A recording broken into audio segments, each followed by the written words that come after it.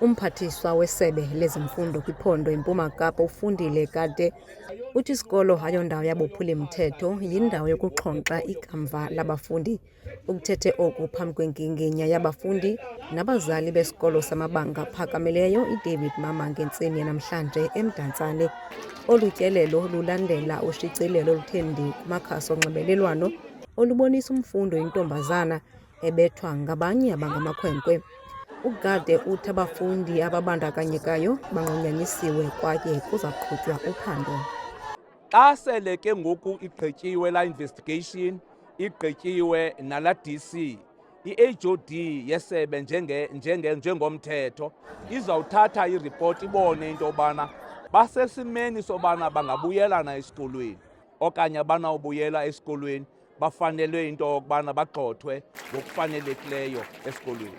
So kwakangoku nje sisabanqumamisile ukwenzela into yobana i-consequence le yento abayenzileyo nabo babe yinxalenye yayo.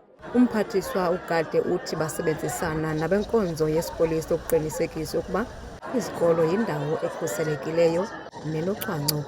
Abanye babafundi bathi bafuna ukuba abagxothwe kwesi sikolo abenzi bobubi.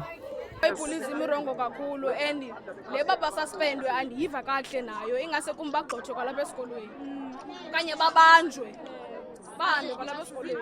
Asiziva safe xa bearound apha esikolweni. Usihlalo webhodi yolawulo umcingisi Ngqiniso uthi bayaluvela ungenelelo lwesebe lwezemfundo.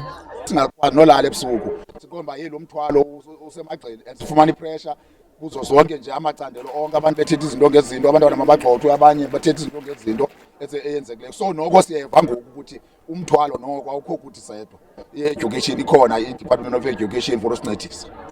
Ukanti isebe lezothutho nelijongene nokuthuthwa kwabafundi limnqumamisile umqhubi webhasi nobekhona ngexesha kusenzeka esi siganeko. NdinguYamkela Mchiyo weendaba ze-MPK eMontini.